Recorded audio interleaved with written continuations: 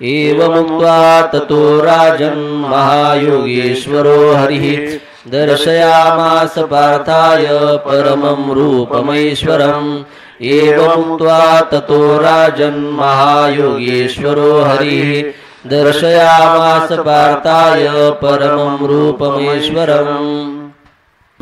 परमात्म्याला विनवणी करतो की आत्तापर्यंत मदनुग्रहाय परमं गुह्यमाध्यात्म संज्ञितम यत्त्वयोक्तम वचस्तेन मोहोयम विगतो मम।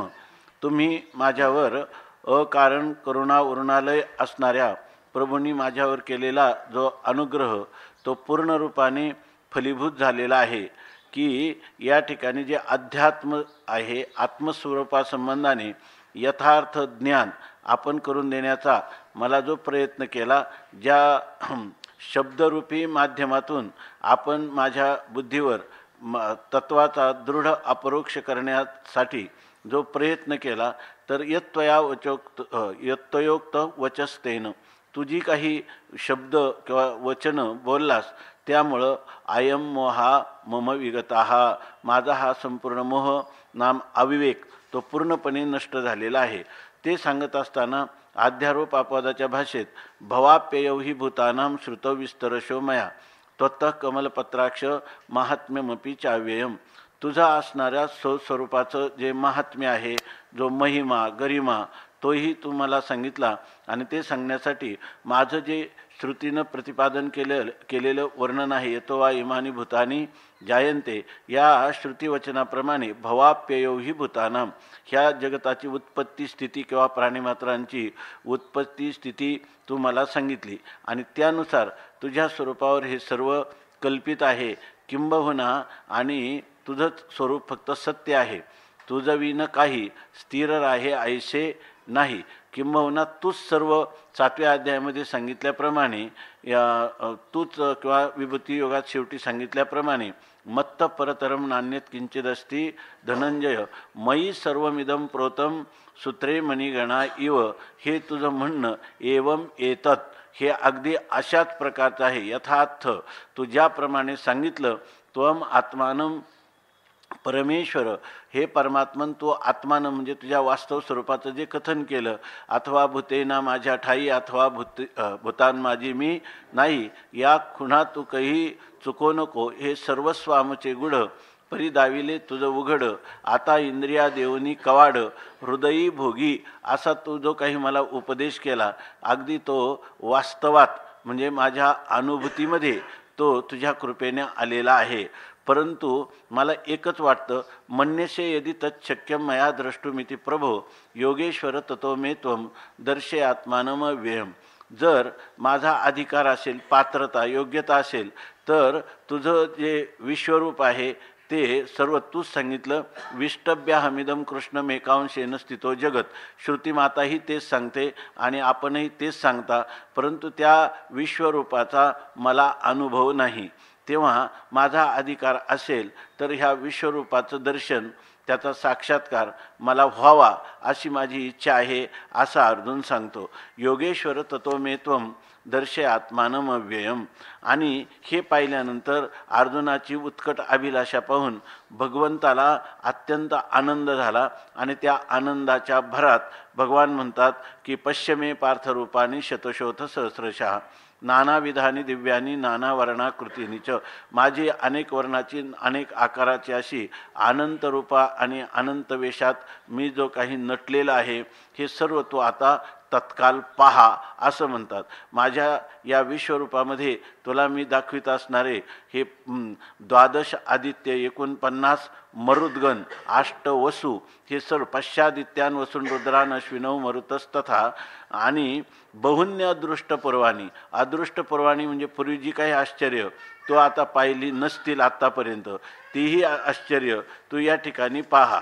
आणि इतकंच नाही तर यही कस्तम जगत्कृष्णम पश्चाद्य सचराचरम मम देहे गुडाकेश यच्चान्य द्रष्टुमी इच्छसी, ह्या एकाच माझ्या विग्रहामध्ये संपूर्ण जगत कसं सामावलेलं आहे आणि त्याच्या अतिरिक्त तुला दुसरंही काही पाहायचं असेल तर ते तू पाहू शकतो आणि ते तू पहा असं भगवान जेव्हा अर्जुनाला सांगतात तेव्हा अर्जुनाला मात्र त्याच्या चेहऱ्यावर असणारी जे काही अभिलाषा आहे, लालसा आहे विश्वरूप दर्शनाची, ती जशीच्या तशीच आहे हे पाहिल्यानंतर भगवंताच्या अंतर्यामी परमात्म्याच्या ही गोष्ट ध्यानी आली. आणि मग ते म्हणतात, अरे तुला मी बोलण्याच्या ओघामध्ये दिव्य दृष्टीच्या योगाने ज्या विश्वरूपाला पाहता येतं ती दिव्य दृष्टी तुला देण्याचं विसरलो, म्हणून म्हणतात की आता ती दिव्य दृष्टी देवो तुझं. किंवा बोलत बोलत धसाळ गेलो, न तुमाम शक्यसे द्रष्टू मने नैव स्वचक्षुषा. हे तुझे असणारे चर्मचक्षु त्यांनी माझ्या ह्या तुला मी दाखवित असणाऱ्या विश्वरूपाचं दर्शन होणं शक्य नाही. मग दिव्यम ददामी ते चक्षु पश्यमे योगमेश्वरम.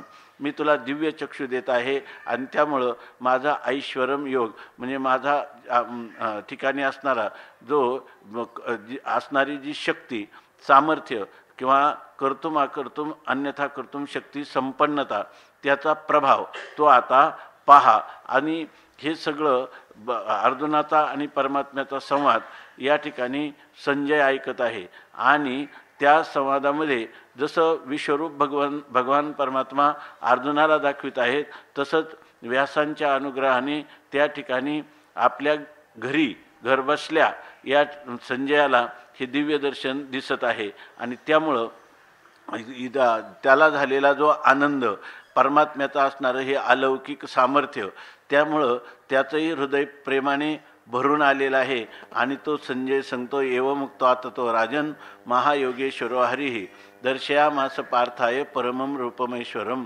असे भगवान बोलले आणि त्यांनी आपलं जे ईश्वरीय रूप आहे ते विश्वरूप दर्शन ते त्याला दाखवलं असं सांगतं. आणि याविषयी भगवान ज्ञानोबराय आता वर्णन करतात की अर्जुनाला जे विश्वरूप दाखवलं त्याविषयी संजय धृतराष्ट्राला ही गोष्ट सांगत आहे. आणि त्यामध्ये आपण 179 वेळा पाहिल्यात. मग दिव्य चक्षु प्रगटला, तया ज्ञानदृष्टी फाटा फुटला, यया परी दाविता झाला ऐश्वर्य आपुले. भगवान म्हणतात की ज्या वेळेला विश्वरूप दाखवलं तर भगवान म्हणतात, तुला म्हणून देवांचा रावो म्हणे पार्थाते तुझं दृष्टी देवो, जया विश्वरूपाचा ठावो देखची तू. म्हणजे देवांचा राव, संपूर्ण देवांचा देव असणारा. इथं जे वर्णन केलेलं आहे भगवंताचे जे विराट रूप आहे, हिरण्यगर्भ रूप आहे किंवा ईश्वर स्वरूप आहे, चांगलं बघा आणि लगेच विचारा सांगा. तर या ठिकाणी ते म्हणतात की हा विश्वरूपाचा ठावो देखशी तू. विश्वरूपाचंही ठाव म्हणजे मूलभूत स्थान किंवा विश्वरूपाचंही असणारं अधिष्ठान ते तू आता पाहशील. अशा प्रकारची तुला दिव्यदृष्टी देतो. ही दिव्यदृष्टी जर दिली, आपण बारकाईनं विचार केला तर ही दृष्टी अधिष्ठानाची दिलेली आहे का मूळ कारणभूत असणाऱ्या ईश्वर स्वरूपाची दिलेली आहे का विराट स्वरूपाची दिलेली आहे का हिरण्यगर्भ रूपाची. म्हणजे व्यष्टी संपूर्ण समष्टी अर्जुनाला दिसते. आणि संपूर्ण समष्टीमध्ये त्याच्यामध्ये स्थूल समष्टी आहे, सूक्ष्म समष्टी आहे आणि कारण, बरोबर ना, कारण समष्टी आहे. जीवाचं जसं या ठिकाणी विश्व, तैजस आणि प्राज्ञ हे रूप आहे जागृती, स्वप्न आणि सुषुप्तीमध्ये, त्याप्रमाणे अर्जुनाला भगवंतांनी दिव्यदृष्टी दिल्यानंतर ही दिव्यदृष्टीमध्ये अर्जुनाला समष्टीचं दर्शन झालेलं आहे. समष्टीचं दर्शन म्हणजे विराटाचं झालं का हिरण्यगर्भाचं झालं की ईश्वराचं झालं की अधिष्ठान ब्रह्माचं झालं, असं जर पाहिलं, बरोबर आहे ना, तर याच्यामध्ये याला कोणतं दर्शन झाले का सगळंच दर्शनं झाले. अर्जुनाला सर्व दर्शनं झाली याच्यामध्ये. कारण त्या ओव्या ज्ञानोबरायांचं असं सांगतात की अर्जुनाला, आता आपण थोडं चिंतन केलं तर येणारच आहेत विषय, असं त्या ठिकाणी दिसतं. कधी कधी अर्जुनाला हे संपूर्ण विश्व हे अधिष्ठान ब्रह्माचं विवर्त आहे असंही ज्ञान झालेलं आहे. हे ईश्वराच्या संकल्पापासून उत्पन्न झालं, तर जो मूळ कारणभूत असणारा ईश्वर, त्या ईश्वराचंही ज्ञान झालं आणि त्या संकल्पाचंही ज्ञान झालं. आणि त्या संकल्पाचा प्रभाव म्हणून जसं ते सांगतात की ना तरी मृत्तिकेच्या पुटे का ना तरी भूमी आतोनी स्वयंभ, काय घडिया गाडग्याचे निगती कोंब, परी ते कुलालमतीचे गर्भ उमटले की. ते कुंभार हा घट जो बाहेर असतो तो उत्पन्न होण्यापूर्वी कुठं असतो? कुलालाच्या बुद्धीत असतो, बुद्धीच्या संकल्पात असतो असा असा घट करायचा, पण तो घट आपल्याला दिसत नाही. आणि ज्या वेळेला तो घट आकाराला येतो त्यावेळेला आपल्याला त्या घटाचं ज्ञान होतं. याचा अर्थ असा आहे की अर्जुनाला अधिष्ठानाचं विवर्त हे जग कसं आहे आणि अधिष्ठान विवर्तोपादान कारण कसं आहे हे कळलं. ईश्वर अभिन्न निमित्तोपादान कारण कसं आहे हेही कळलं. आणि त्या ईश्वराच्या संकल्पापासून एकोहम बहुशाम प्रजायेय हे कसं होतं आणि त्याच्यापासून आत्मना आकाशा संभूता, आकाशात वायू, वायोरग्नी, अग्नेरापहा, अद्भ्या पृथ्वी, हा सगळा प्रपंच श्रुतीनं सांगितल्याप्रमाणे किंवा शास्त्राने कथन केल्याप्रमाणे कसा होतो हे सगळं अर्जुनाला ज्ञान झालं असं याच्यामधून दिसतं. तर याच्यामध्ये सांगतात की जया विश्वरूपाचा ठावो देखशितो, तू ह्या विश्वरूपाचं मूलभूत अधिष्ठान काय आहे हे तू पाहशील. ह्या विश्वरूपाचं मूलभूत अधिष्ठान म्हणजे केवळ विशुद्ध ब्रह्म पण आहे आणि याचं मूलस्थान ईश्वर पण आहे, म्हणजे मायोपाधिक परमात्मा पण याचं अधिष्ठान आहे असं सांगतात. आणि तो बीजरूपाने आहे, बरोबर ना. आणि ज्यावेळेला तो संकल्प रूपाने प्रगट होतो त्यावेळेला हिरण्यगर्भ रूपाने आहे. आणि ज्या वेळेला तो स्थूल रूपाने तुला दिसतो त्यावेळेला तोच विराट झालेला आहे. म्हणजे अधिष्ठानच विवर्त रूपाने स्थूल, सूक्ष्म आणि कारण या रूपाने भासत आहे की नाही. आणि मूळ कारणच जे आहे ते हिरण्यगर्भ आणि विराट रूपाने होत आहे. आणि ते हिरण्यगर्भ पुढं काय आहे? आपल्या अधिष्ठानावर त्या ठिकाणी विराट रूपाने नटलेलं आहे. अशा प्रकारचं हे विश्वरूपाचं दर्शन तुला मी सांगत आहे. माऊली तर माऊलींच्या संकल्पनेतलं हे विश्वरूप सांगत असताना माऊली अधिष्ठानाला सोडत नाही, त्याला एकेश्वरवादाला पण सोडत नाही. या ठिकाणी हिरण्यगर्भाची जी उपासना सांगितली, कारण हे सर्व ध्यानासाठी, विभूती योग किंवा विश्वरूप दर्शन हे ध्यानासाठी ज्याप्रमाणे सांगितलं अशाही प्रकारचं ध्यान तुम्ही करू शकता. सगळ्या प्रकाराने विराट रूपसुद्धा कोणाचं आहे? त्याचंच आहे. पण विराट रूप नुसतं जल स्थूलाला या ठिकाणी मानत नाही, त्या सर्वांच्या पाठीमागं काय आहे? अधिष्ठान आहे. आणि ज्या अधिष्ठानावरच हे सगळं मायोपाधिक परमात्मा बीजरूपाने असणारा ईश्वर आहे.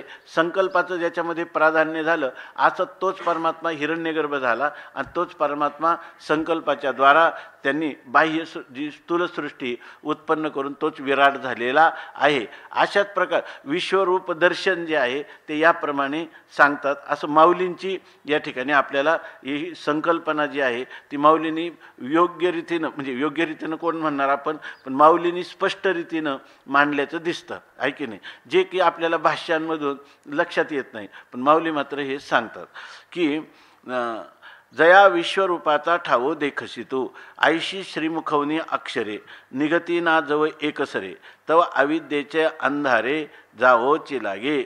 आणि विश्वरूपाचा ठाव देशील असं म्हटलं की श्रीमुखवनी अक्षरे, श्रीकृष्ण परमात्म्याच्या मुखातून ही नुसती अक्षरं की मी तुला आता विश्वरूपाचा ठाव दाखवणार आहे, अशी अक्षरं केवळ बाहेर निघाल्याबरोबर तव एकसरे अविद्येचे अंधारे जाऊच.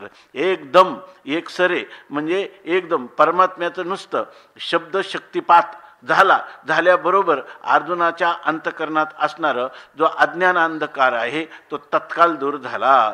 म्हणून त्यांनी सांगितलं की काय,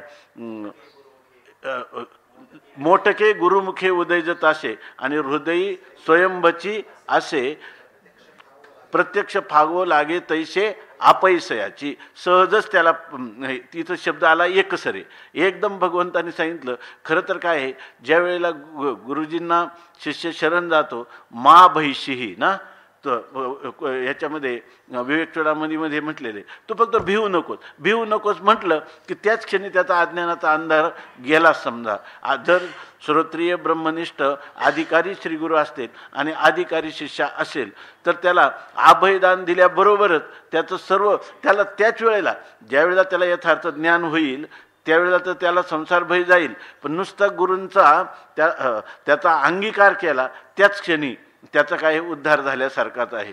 म्हणून काना वचनाची भेटी सरिसाची पै किरीटी वस्तू होनी उठी कहून एकजो.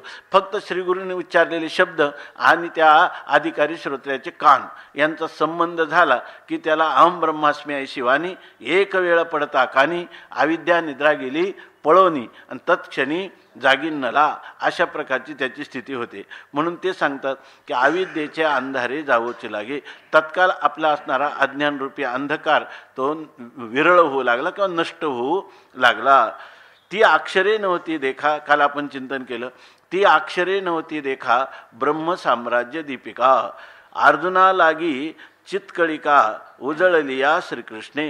ही जे भगवान बोलले की या ठिकाणी यच्च अन्य द्रष्टुमिच्छसी, तुला दुसरं काय पाहायचं असेल ते तू सुद्धा पहा, असं जेव्हा दिव्यम ददामी ते चक्षुः पश्य मे योगमैश्वरम. माझं ऐश्वर्य योग शक्ती अतिशय तुला पाहायचं आहे ना, तर तू आता तो खुशाल पहा. आणि एवढंच नाही तर माझ्याच एका ह्या विग्रहाच्या ठिकाणी हे संपूर्ण चराचर विश्व कसं भासतं हे तू आता पहा.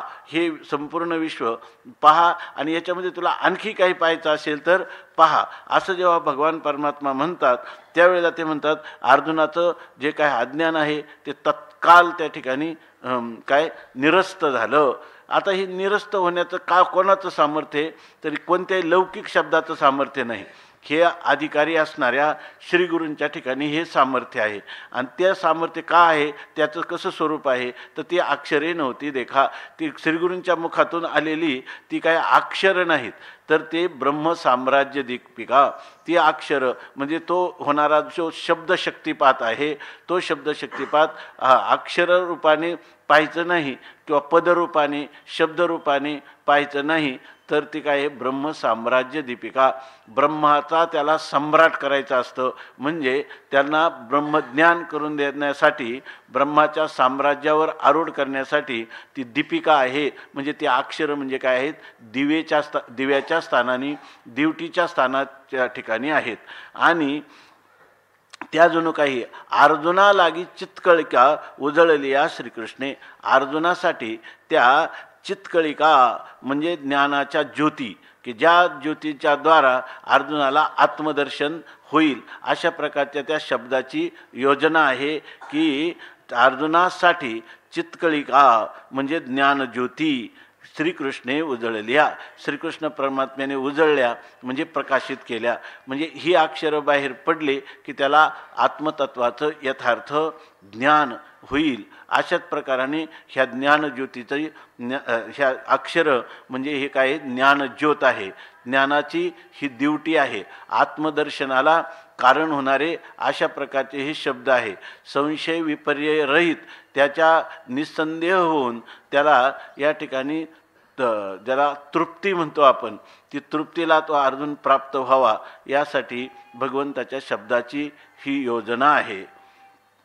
मग दिव्य चक्षु प्रकाशू प्रगटला तया ज्ञानदृष्टी फाटा फुटला या परी दाविता झाला ऐश्वर्य आपुले म्हणतात. मग तिथं काय झालं, मग म्हणजे अर्जुनाला जेव्हा भगवंताने हे अक्षरांचं उच्चारण केलं आणि ब्रह्मसाम्राज्याची दीपिका दिवटी दाखवली किंवा चित्कळिका ज्ञानज्योतीचा प्रकाश केला, त्यावेळेला दिव्य चक्षु प्रकाशू प्रगटला.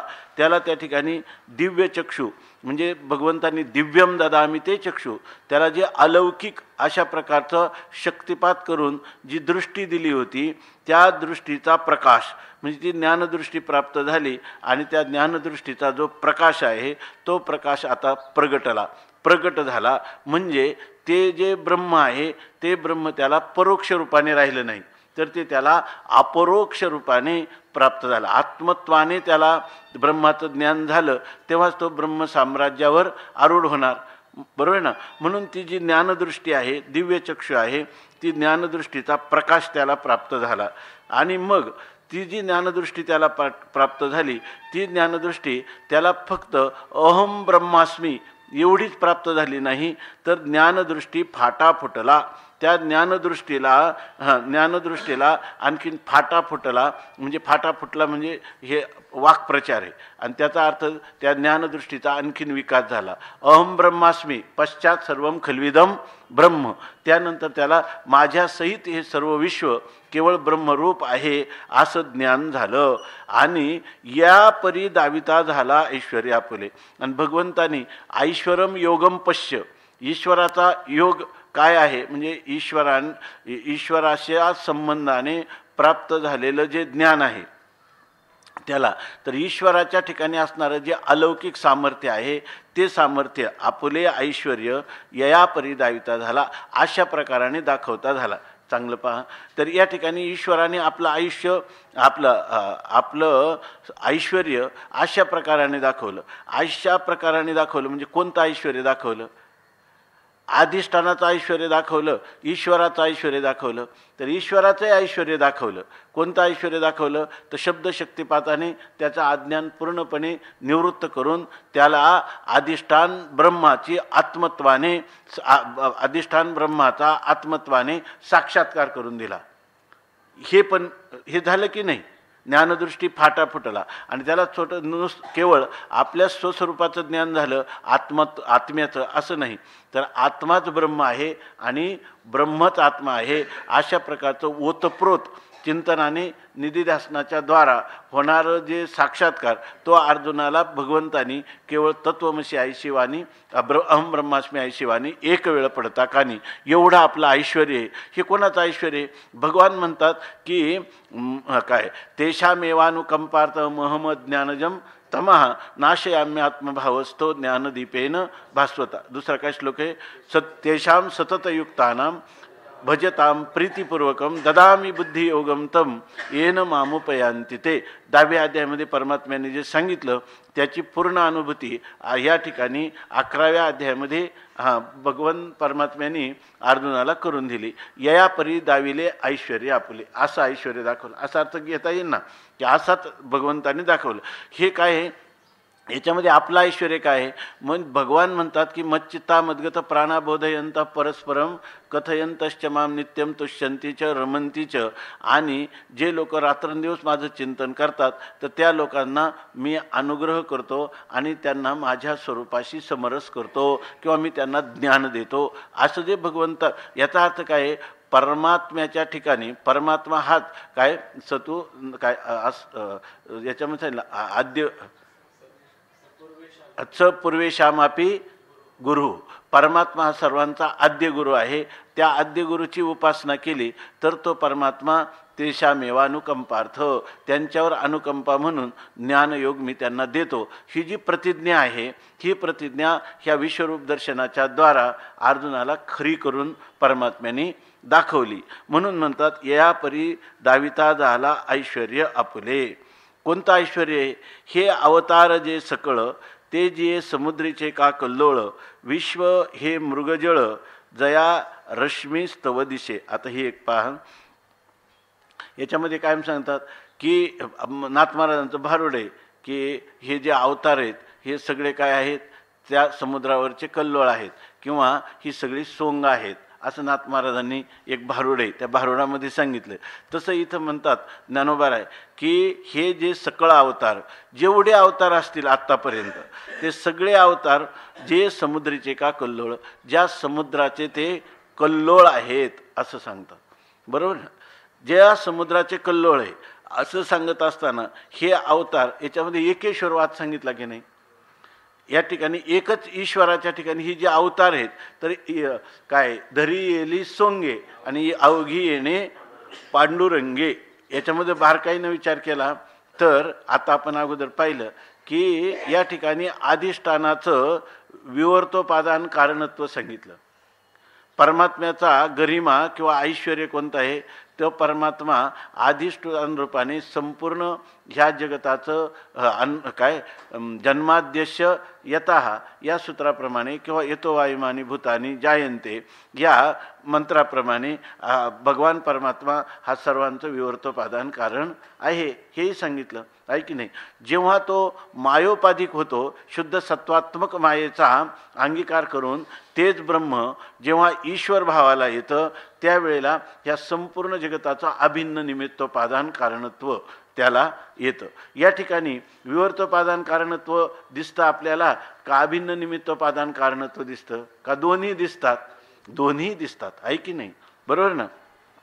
जर भक्ती सिद्धांतासाठी कोणाला ह्या पूर्ण स्थूल सृष्टीचा जो काही आपल्याला दृग्गोचर होणारं जे काही स्वरूप आहे त्याच्याच विषयी विचार करायचा झाला, बरोबर ना, तर तो परमात्मा परिणामी उपादान कारण मायेच्या द्वारा आहे की नाही, आणि विवर्तोपादान कारण आपलं निमित्त कारण अधिष्ठानाकडून अधिष्ठानाकडून आहे. म्हणजे तो जो निमित्त कारण आहे तोच कोण आहे?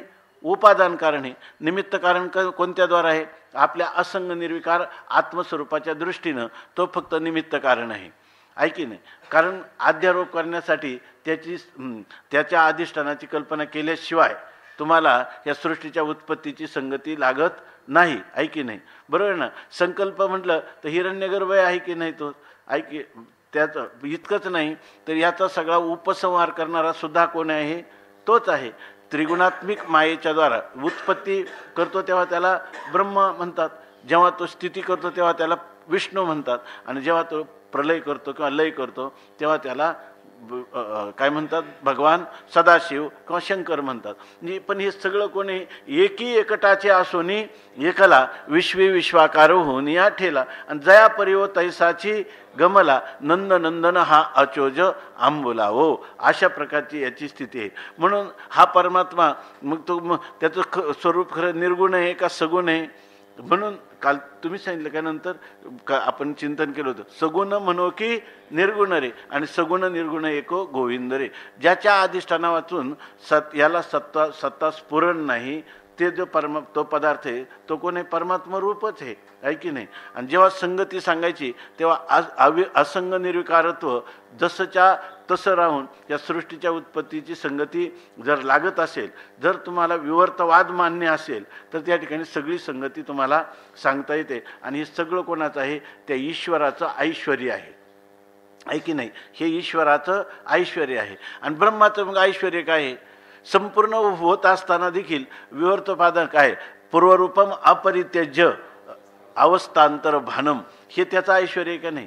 त्याच परमात्म्याच्या अधिष्ठान स्वरूपाचं हे आहे की नाही. आणि बीजभूत कारणाचं हे आहे ऐश्वर्य, बरोबर आहे की नाही. आणि त्याच्या संकल्प रूपाला प्राप्त झाल्यानंतर हिरण्यगर्भाचं ऐश्वर्य आहे. आणि पूर्ण रूपाने तुम्हाला जेव्हा स्थूल भावाला प्राप्त होतो तेव्हा विराट रूपाने ऐश्वर्य. पण कोणतं आहे? सगळं एकी एकटाचे असोनी एकला काय विश्वी विश्वाकार होऊन या ठेला, हे त्याचं ऐश्वर्य आहे. म्हणून म्हणतात हे अवतार जे सकळ, हे सगळे जे अवतार आहेत ते जिये समुद्रीचे का कल्लोळ, ते त्या समुद्रावरचे कल्लोळ आहे. अथांग अशा प्रकारचा परमात्मा आहे. परमात्मा म्हणजे ज्याला आपण म्हणतो की ज्याच्या ठिकाणी देश काल वस्तूचा कोणताही परिच्छेद नाही, असा अपरिच्छिन्न निरतिशय व्यापक असणारा परमात्मा. आणि त्याच्यावर हे अवतार म्हणजे त्या परमात्म्याचेच काय आहेत? कल्लोळ आहेत. याच्यामध्ये परमात्म्याच्या स्वरूपावरती लाट आहेत. आपलं विचारसागराचं मंगलाचरण आता चालू आहे. काय? माझे स्वरूप समुद्रावरती जणू तरंग ब्रह्मा विष्णू महेश गणपती, सूर्य चंद्र वरुण यम मिरविती, देवी कुबेरही तैसेची. जो सर्वज्ञ आणि दयागण, तर ते तुम्ही जर म्हणाल की केवळ एकेश्वरवाद सांगितला तर पुढं काय सांगतात? जो सर्वज्ञ आणि दया घन आणि मुद्नी हृदयी ज्याचे करीती ध्यान, आणि त्याचे बुद्धी उपाधी करून मिथ्या भान मजची माझी होतसे. ज्याच्या आज्ञाने भाषे जगत, जसा दोरीवरी सर्प दिसत, परी दोही ठाईना सर्प जगत, ते स्वतंत्र आणि स्वयंब्रह्म मीच्यासे. अशा प्रकारचं याचा अर्थ या ठिकाणी जीवाला सुद्धा परमात्मा हा जरी त्याला काय म्हणतो आपण सर्व समर्थ असला तरीसुद्धा जीवाला लक्ष्य स्वरूपाने वेगळं ठेवलेलं नाही. उपाधीमुळं भेद आहे, कल्पित आहे आणि वास्तव काय आहे, अभेदच आहे. आणि हेच शास्त्राचं मूळ उद्दिष्ट आहे. त्याप्रमाणे या ठिकाणी वर्णन करताना सुद्धा ज्ञानोबाराय सांगतात की हे अवतार जे सकळ ते दिये समुद्रीचे का कल्लोळ आणि विश्व हे मृगजळ जया रश्मीस्तव दिसे. ते त्याचं म्हणतात हे विश्व, याच्यामधून ज्ञानोबाराय हे पण सांगायला विसरले नाही. विश्व हे मृगजळ आहे, मृगजळ आहे ना मिथ्या आहे. आणि मिथ्या जो पदार्थ आहे तो मिथ्या पदार्थ जया रश्मीस्तव दिसे. त्या पदार्था ज्या ज्या किरणा, ज्या निरपेक्ष व्यापक असणाऱ्या परमात्म्याच्या एका किरणापासून हे संपूर्ण मृग आपलं विश्वरूपी मृगजळ दिसतं. यालाच म्हणतो आपण की परमात्म्याच्या विष्टभ्याहमिदम कृष्ण मेकांशेन स्थितो जगत. माझ्या एका अंशावर माया राहते आणि त्या मायेच्या एका अंशावर आकाश राहतं. आपण चिंतन करतो आकाशाच्या एका अंशावर वायू राहत, वायूच्या एका अंशावर अग्नी, तसंच पुढं जल आणि पृथ्वी, आणि हे सगळं सृष्टी उत्पन्न झाली. म्हणजे याचा अर्थ मी निरपेक्ष व्यापक आहे. म्हणून हे अथांग समुद्रावरचे कल्लोळ आहेत किंवा हे संपूर्ण विश्व हे मृगजळ आहे. याचाच अर्थ विश्व हे स्वतंत्र, विश्वाला स्वतंत्र सत्ता स्फुरण माऊली कधीच सांगत नाही. आणि ते विश्व हे निरतिशय व्यापक परमात्म्याच्या एका अंशावर राहतं. म्हणजे परमात्मा कसा आहे, स भूमीम विश्वतो वृत्वा आत्यतिष्ठत दशांगुलम, असा हा परमात्मा आहे असं त्याचं वर्णन करतं. वर्णन कोणा संबंधाने चाललं, विश्वरूपा संबंधाने चाललं. जे अनादि भूमिके निटे चराचर हे चित्र उमटे आपण पे श्री वैकुंठे दाविले तया. हे म्हणतात जे अनादि भूमिके, जी अनादि भूमिका म्हणजे जे अनादि असणारं अधिष्ठान ना. आणि ते अधिष्ठान कसं आहे, नीट आहे. नीट आहे म्हणजे अत्यंत स्वच्छ आहे, निर्मल आहे. आणि त्याच्या ठिकाणी चराचर हे चित्र उमटे. चराचर हे काय, चराचर रूपाने हे फक्त विश्व त्या ठिकाणी काय आहे, उमटे. उमटे म्हणजे भाष्ये ना, भाष्ये गमी असं त्याचा अर्थ झाला.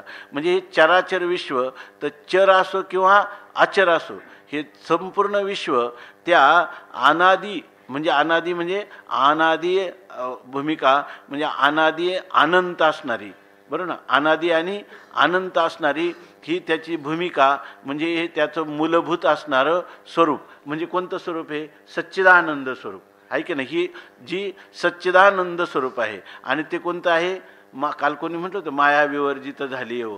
ते माया विवर्जित असणारा जो परमात्मा विशुद्ध स्वरूपात, त्या परमात्म्यावर हे चराचर विश्व उमटे हे सगळं त्याच्या ठिकाणी भासायला लागतं.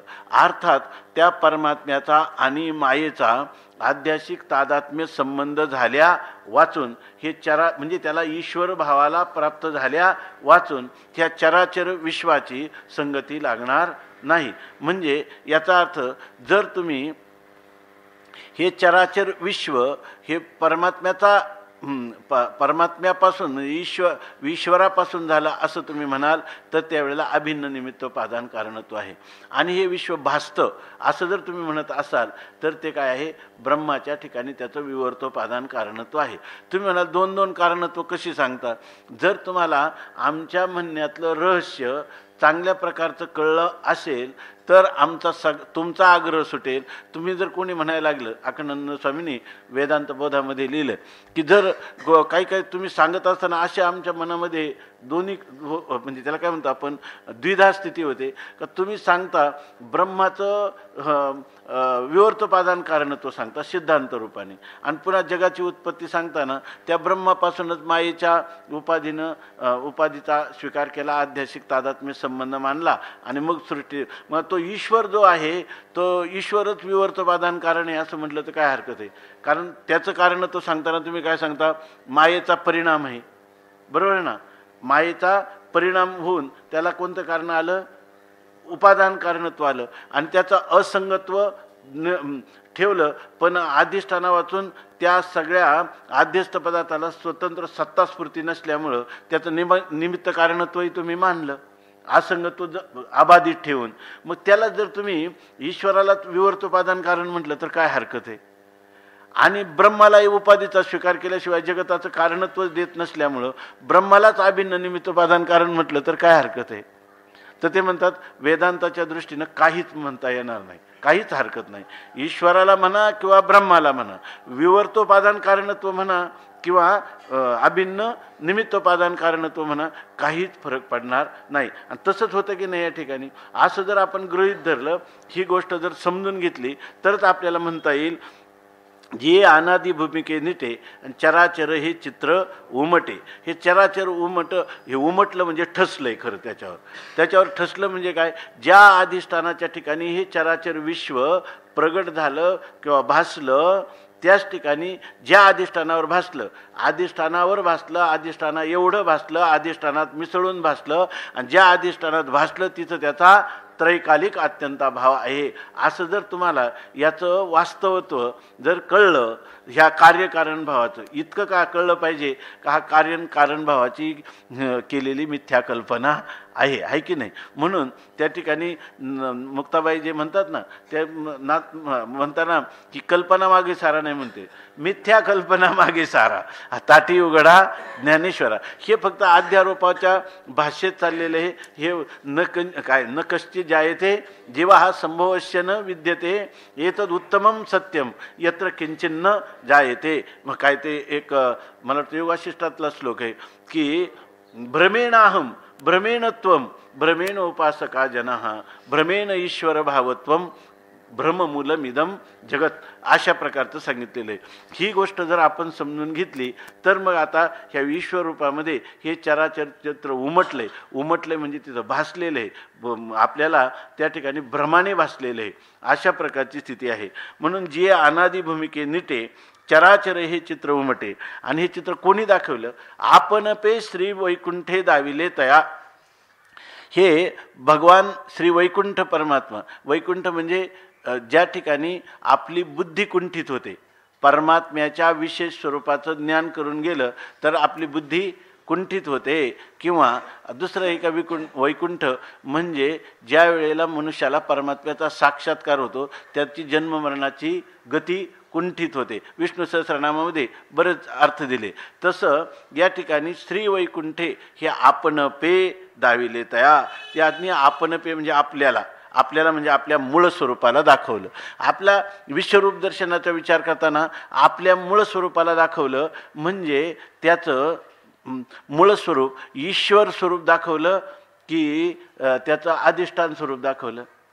दोन्ही दाखवलं का? याच्या व्यतिरिक्त याच्या अन्य द्रष्टुमिच्छसी, याच्याही पलीकडं दाखवलं. त्याचं हिरण्यगर्भ स्वरूपाचं तुम्हाला ज्ञान झालं नाही का?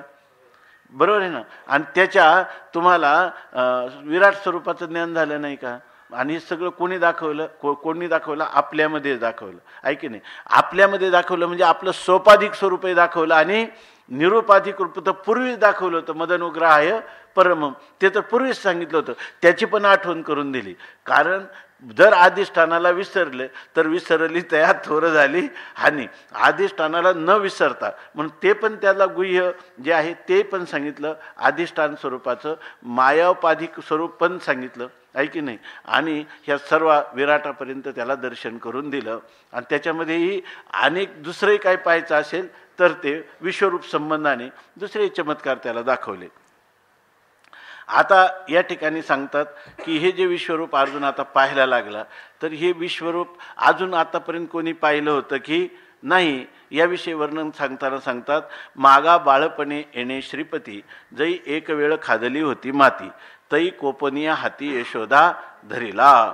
एकदा सगळ्या आपल्या सवंगड्याबरोबर खेळत असताना बलरामदादाच्या साक्षीनं भगवान परमात्म्याने माती खाल्ली. बलरामदादांनी सांगितलं, भगवान काही मान्य करीत नव्हते, परंतु यशोदाने सांगितलं आ कर म्हटल्याबरोबर त्यांनी बालपणामध्ये यशोदा म्हणजे अगदी त्याला रागावली. म्हणून ते म्हणतात बाळपणी येणे श्रीपती, लहानपणी या श्रीपती ह्या लक्ष्मीपती असणारा परमात्मा, मायाधिपती असणारा परमात्मा जरी एक वेळ माती खादली होती, त्याने जेव्हा एकच वेळेला माती खाल्ली होती पण कोपोनिया, पण त्यावेळेस यशोदा मैयाला त्याचा कोप आला, क्रोध आला आणि रागावली आणि यशोदा हाती धरला. यशोदा मैयाने भगवान परमात्म्याला आपल्या हाताला पकडलं, त्याचे दोन्ही हात पकडले आणि माती खाल्ली नाही म्हणतोस, तू मला आ करून दाखव. मग भगवंताला फार भीती वाटली, कारण माती खाल्लीच होती. त्यामुळं भेने अगदी भीत त्या जैसे मुखी झाडा द्यावयाचे निमिषे, आपल्या मुखाचा माती खाल्ली की नाही याचा झाडा किंवा झडती द्यायची. जर खाल्ली असेल तर मातीचे कण त्याच्या जिभेमध्ये लागलेले दिसतील, नसली खाल्ली तर त्याची जीभ कुठेही या माती चिकटलेली नाही असं दिसेल. म्हणून झाडा द्यावयाचे निमिषे, त्याच्या झडती देण्याच्या मिशे म्हणजे निमित्ताने भगवंतांनी काय दाखवलं की या ठिकाणी 14 भुवने सावकाशे दाविली ते. आणि ब्रह्माने काय भगवंतानी काय केलं, सावकाशे आकाशासहित, म्हणजे ज्या आकाशामध्ये ही 14 भुवनं स्थित आहेत किंवा अनंत ब्रह्मांड आहेत, तर ती 14 भुवने हे अनंत ब्रह्मांडाचंच उपलक्षण आहे ना. सगळी ह्या आकाशगंगेमध्ये 14 भुवन आहेत, एक सूर्य आहे, परंतु ह्या आकाशगंगाच अनंत आहेत. त्याच्यामध्ये सूर्यसुद्धा काय आहे, अनंत आहेत. त्याच्यामध्ये ग्रह तारा नक्षत्र सगळी अनंत आहे.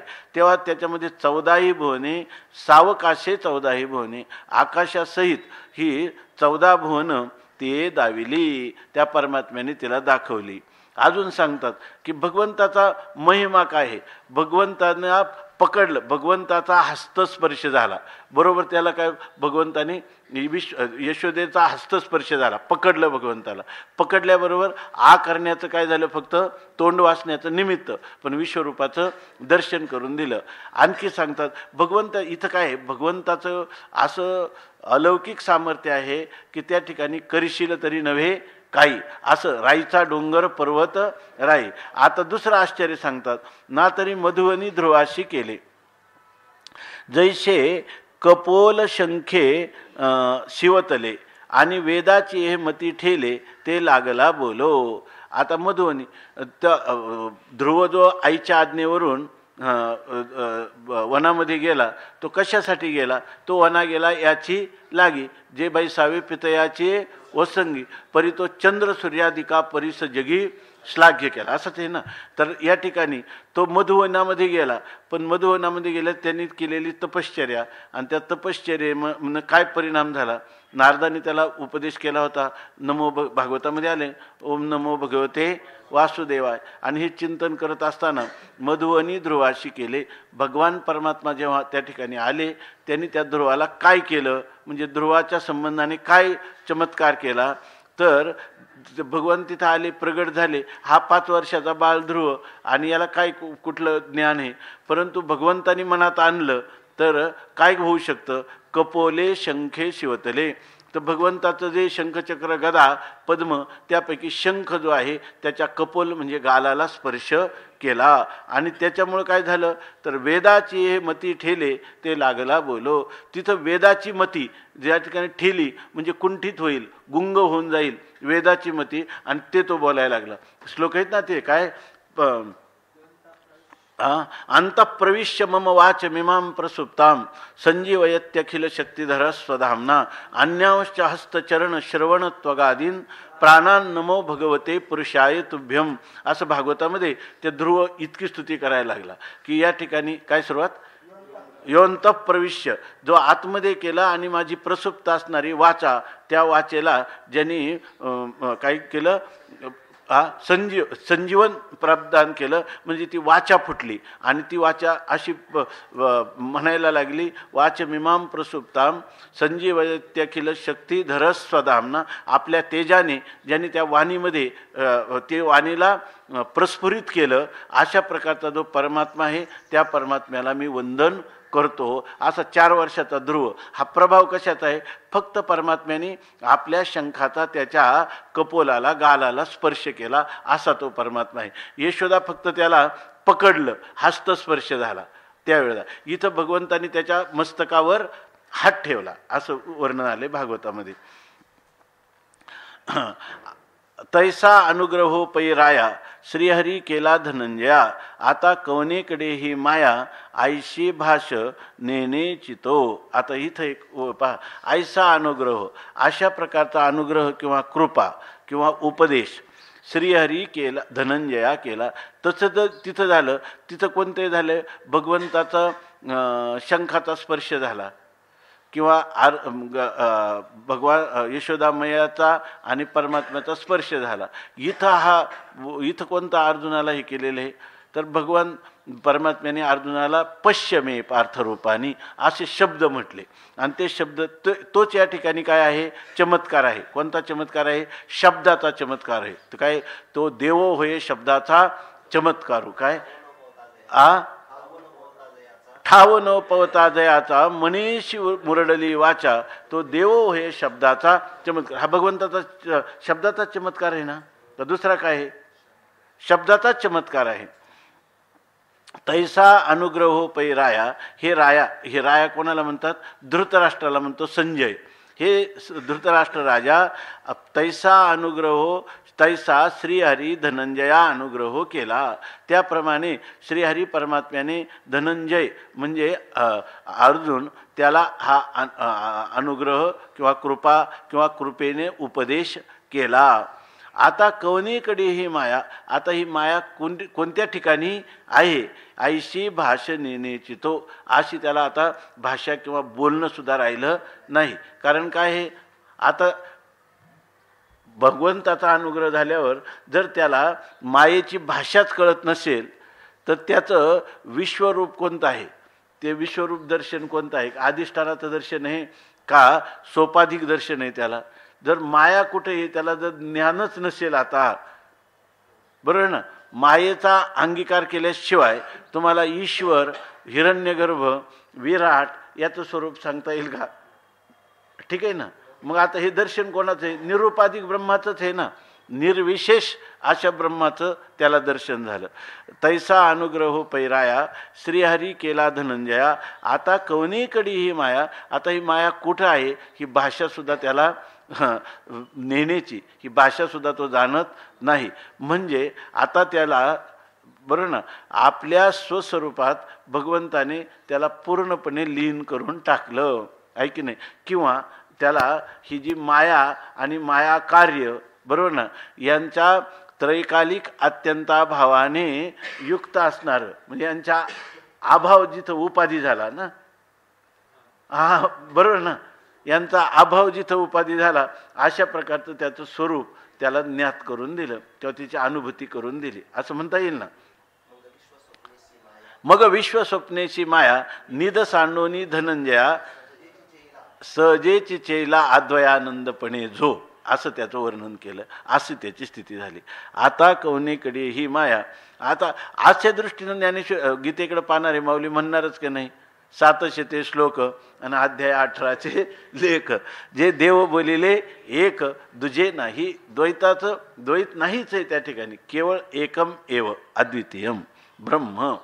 आता कवनेकडे ही माया ऐशी भाषण येण्याची तो, एक सरे ऐश्वर्य तेजे पाहले, तया चमत्काराचे एकार्णव झाले, चित्त समाजी बुडोनी ठेले विस्मयाच्या, जैसा अब्रह्म पूर्णोदकी पवे मार्कंडेय एकाकी, तैसा विश्वरूप कौतुकी पार्थुलोळे.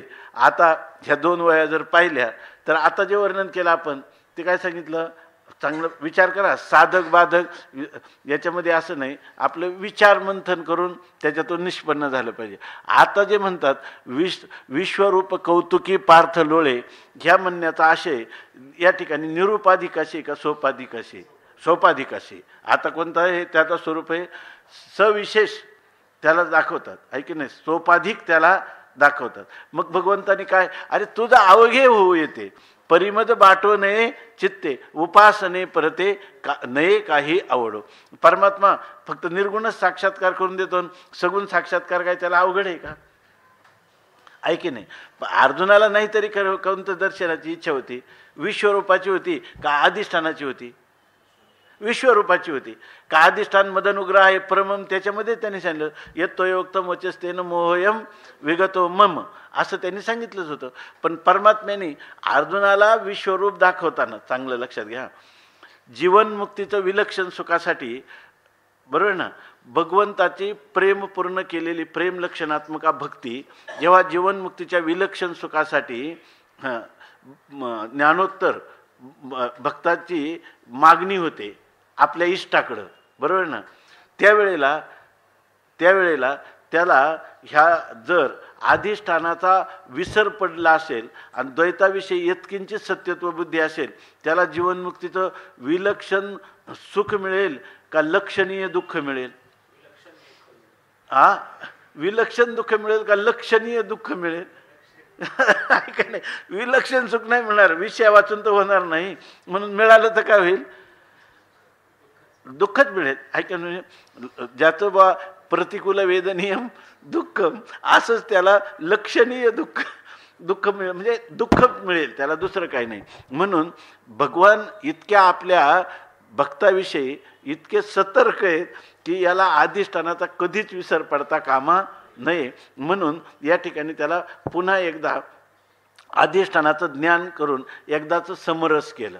आणि समरस केल्यानंतर आता जर त्याने विश्वरूपाचं दर्शन त्याला आपण दाखवलं तर तरी अर्जुन पुढं घाबरलेला आहे. परंतु त्याला विश्वरूप दर्शनाचं खऱ्या ह्या अनुभूतीचं त्याला आनंद घेता येईल. आहे की नाही? याच्यामध्ये जो किती जरी कोणतंही जरी दिसलं तरी त्या ठिकाणी काय आहे, त्याला आपलं अधिष्ठान मात्रावशेष त्याला अनुभवता येईल. म्हणून अधिष्ठान मात्रावशेष न विसरता जर तुम्ही खरोखरच म्हणाल, तुकाराम महाराज म्हणतात, तुका म्हणे गर्भवासी सुखे घालावे आम्हाशी, आणि सत्यत्वाने तुकाराम महाराज म्हणतात, असं वाटून जर कोणी म्हणेल आम्हाला हे मोक्ष सुख नको, आम्हाला अधिष्ठानाचं ज्ञान नको, आम्हाला गर्भवासाचं सुख दुःख चालेल, परंतु आम्हाला भक्ती प्रेम पाहिजे, हे जर कोणी म्हणेल तर हे द्वैतातलं एक अद्वैतातलं सुख, द्वैतातलं सुख आहे. आणि द्वैतात कधी द्वैताद्वयी भयंब होती, तिथं तुम्हाला खरं अभय कधीच प्राप्त होणार नाही. म्हणून ज्ञानोबरायांनी हे कशा ओव्या वास्तविक याच्यातले जे पद आहेत, एव मुक्त्वा तदो राजन महायोगेश्वरो हरिही दर्शयामास पार्थाय रूप काय परमम रूपमैश्वरम, असं जेव्हा म्हणतात तेव्हा त्या परम ऐश्वर्य रूप म्हणलं तर खरं अधिष्ठानच आहे की नाही? पण अधिष्ठानच आहे, पण मग विश्वरूप नाही का? माऊलीने या ठिकाणी परमम ऐश्वर रूपामध्ये कशाचा समावेश केला आहे? ईश्वर भावाचाही समावेश केला आणि अधिष्ठानाचाही समावेश केला, बरोबर ना? आणि अधिष्ठानाचा अगोदर सांगितलं आणि नंतर विश्वरूपाचं वर्णन केलं. कारण इथं असं सांगतात की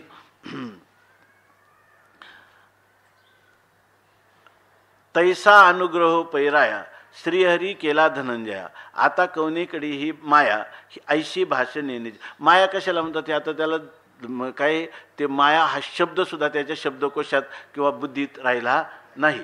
परंतु एकच रे ऐश्वर्य तेजे पाहिले. आता त्याला काय झालं? ऐश्वर्य तेज म्हणजे परमात्म्याने दिलेला जो काही आपले स्वतःचे असणारं जे ऐश्वर्य आहे आणि त्या ऐश्वर्याचं जे तेज म्हणजे सामर्थ्य आहे, त्या सामर्थ्याने काय झालं?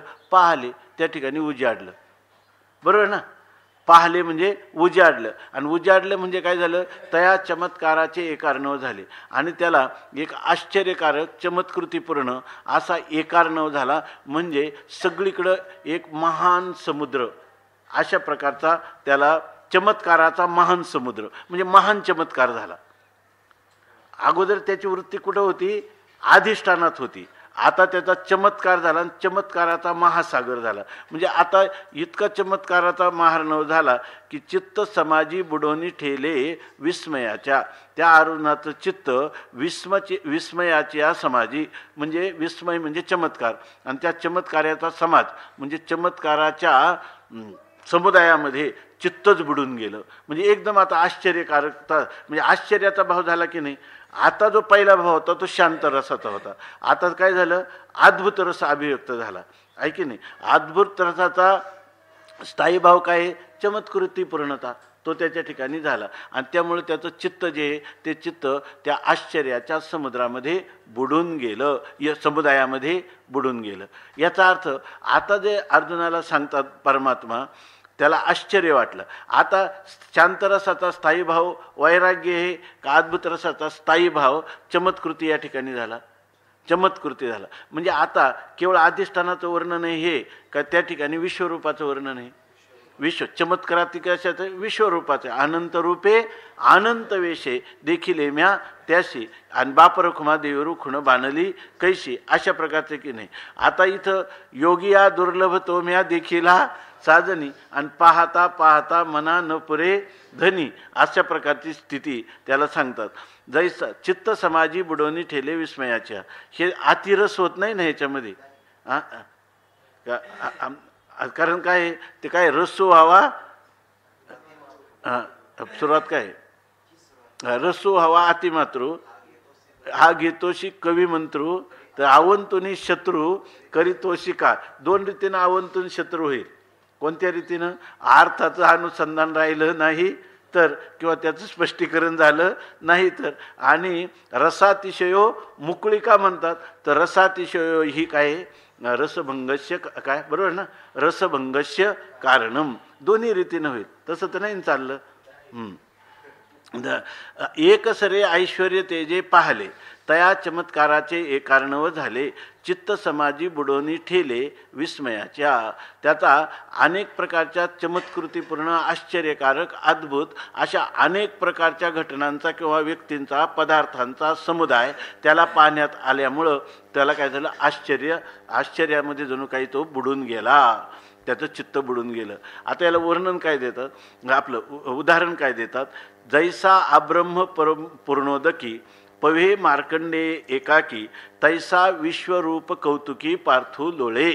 आता आपल्याला माहिती आहे उदाहरण दिले मार्कंडेयाचं. मार्कंडेयाचं काही लोक सांगतात की मार्कंडेयाने एकदा भगवंताला आपली माया दाखव असं सांगितलं.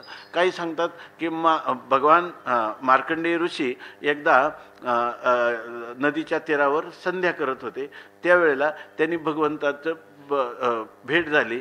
तर त्यांनी सांगितलं मला हे तुझं व्यापक रूप आहे, विश्वरूप, जसं अर्जुनाने सांगितलं तसं व्यापक विश्वरूप दाखव असं म्हटलं. आणि त्याबरोबर भगवंताने अनुग्रह केल्याबरोबर ते सगळं जग त्याला लगेच दिसायला लागलं. त्याला जलप्रलय झाला. जलप्रलय असं झाला की संपूर्ण पृथ्वी पाण्यामध्ये विलीन गेली, कोणीच राहिलं नाही. म्हणून त्याच्यामध्ये तो एकटाच ह्या प्रलय काळाच्या याच्यामध्ये पोहत होता, असं त्याचं वर्णन केलं. दुसरं वर्णन सांगितलं की त्यावेळेला त्याला एक आपण प्रातस्मरणामध्ये आहे ना की त्याला वटस्य पत्रस्य पुटे शयानम बालम मुकुंदम मनसा स्मरामी, काय ते करारविंदेन पदारविंदम मुखारविंदे विनिवेशयंतम वटस्य पत्रस्य पुटे शयानम बालम मुकुंदम मनसा स्मरामी, त्याला बालमुकुंदाचं दर्शन झालं असं सांगितलं. इथं एवढंच सांगायचं की त्याला एवढं कळलं की सगळे जग बुडाले आणि आपण एकटाच राहिलो. त्याला असं गुदमरल्यासारखं पवे मार्कंडे एकाकी, एकटा कुठं आब्रह्म पूर्णोदकी, ज्या ठिकाणी ब्रह्मलोकापर्यंत सगळं पाणीच पाणी झालं आणि त्या पाण्यामध्ये तो एकटाच जसा लोळत होता तसा हा जो अनुभव त्याला आला विश्वरूपाचा, हा सर्वांना दिसला का विश्वरूप कौतुकी पार्थ लोळे. त्या विश्वरूप कौतुकामध्ये कोण लोळत होता? पार्थ. म्हणजे हे विश्वरूप जे कौतुक होतं ते त्याला एकट्यालाच दिसत होतं का सगळ्यांना दिसत होतं? एकट्यालाच दिसतं. स्वामी महाराज म्हणायचे याचंच तात्पर्य जाणून घ्या, जे ना आपलं जे स्वप्न आहे ना ते ज्याचं त्यालाच दिसतं, इतराला दिसत नाही. ते म्हणायचे एवढ्यावरून जाणून घ्या. स्वामी महाराज म्हणायचे हे सांगितलंय माऊलीने. विश्वरूप कौतुकात ज्या वेळेला प्रलय काय त्याला जलप्रलय झाला तिथं मार्कंडेच एकटा पोहत होता त्याच्यामध्ये, तसा ह्या विश्वरूपाची अनुभूती कोण घेत होता? हात घेत होता. हे जागृतीतलं विश्व पाहत होता, तो विश्वरूप पाहत होता का स्वप्नातलं विश्वरूपाचं दर्शन चाललंय? त्याला जागृतीतलं दर्शन चाललंय का ते स्वप्नातलं चाललंय? कारण जागृतीतले पदार्थ सगळ्यांना एक असले तर हे सगळ्यांना एक दिसतात आणि स्वप्नातला पदार्थ ज्याचा त्यालाच दिसतो. विश्वरूप जर त्याला दिसत असेल तर ही अवस्था स्वप्नावस्था आहे. काहीला फार म्हणायचं झालं तर काय म्हणता येईल? जागृती स्वप्न. ही अवस्था कोणती आहे? जागृती स्वप्न असे आपण चांगदेव 65मध्ये विचार केला होता. जागृती, स्वप्न, सुषुप्ती ह्या जशा अवस्था आहेत तशा त्याच्याबरोबर जागृत जागृत जागृत स्वप्न जागृत सुषुप्ती, किंवा स्वप्न स्वप्न स्वप्न जागृती, स्वप्न सुषुप्ती, सुषुप्ती सुषुप्ती सुषुप्ती स्वप्न आणि सुषुप्ती जागृत. योग वासिष्ठामध्ये गेलं ना, त्याचं योग वासिष्ठामध्ये याचं वर्णन केलेलं आहे. 9 अवस्था आपल्या ब्रह्मलीन रंगनाथ महाराजांनी मला वाटतं चांगदेव 65मध्ये ह्या अवस्थांचं वर्णन केलं. स्वामी महाराजांनी चांडोळ्यांना नेहमीच सांगायचे आणि योग वासिष्ठात खूप चांगल्या प्रकारे याचं स्पष्टीकरण केलेलं आहे. तर तेव्हा आपल्याला बाकीचं काही म्हणायचं नाही, पण हे म्हणजे विश्वरूपाचं कौतुक, विश्वरूपाच्या कौतुकात अर्जुन लोळतो. तर आपल्या याचं रहस्य लक्षात आलं तर आपण ह्या अर्जुनाच्याही विश्वरूप दर्शनाचे द्रष्टे होऊ शकतो, की ज्याच्यामध्ये खरा पुरुषार्थ आहे. लक्षात आलं ना. आणि जर ह्या प्रकाराने ध्येय म्हणून किंवा ज्ञानोत्तर प्रेम लक्षणात्मक भक्तीच्या द्वारा जीवनमुक्तीच्या विलक्षण सुखाचा आस्वादन घ्यायचं म्हणून म्हटलं तर तुम्ही याला साधन कोणतं करता? ज्याला खरं वास्तवता तत्वज्ञानाच्या रूपाने जर ज्याला कळले असेल तर तो ह्याचा उपयोग कशासाठी करेल? जीवनमुक्तीच्या विलक्षण सुखाकरता करेल. आहे की नाही? याच्यापेक्षा याला वेगळं विशेष काही महत्त्व देण्याचं काही कारण नाही. आहे की नाही? का तसंच दिसतं याच्यामध्ये, तसंच दिसतं. जैसा अब्रह्म परुणोदकी पवे मार्कंडे एकाकी तैसा विश्वरूप कौतुकी पार्थू लोळे. अर्जुनाला तिची इच्छा होती, मला जर शक्य असेल तर विश्वरूप दाखव. कारण काय, जीवनमुक्तीच्या विलक्षण सुखासाठी कोणाला कोणतं आवड असेल, कारण ह्या गोष्टीमध्ये नियत काही सांगता येत नाही.